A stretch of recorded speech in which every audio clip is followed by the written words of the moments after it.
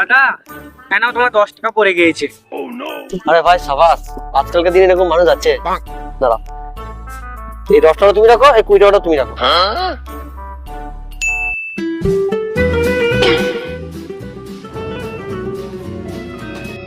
দাদা আবার তোমার টাকা পড়ে গিয়েছে।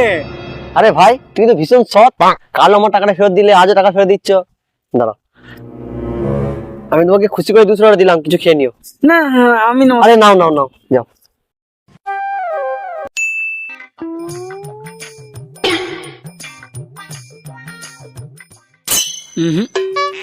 আর বোকামি করলে হবে না, একে যাই দিই এ তো বেশি বেশি করে দেবে।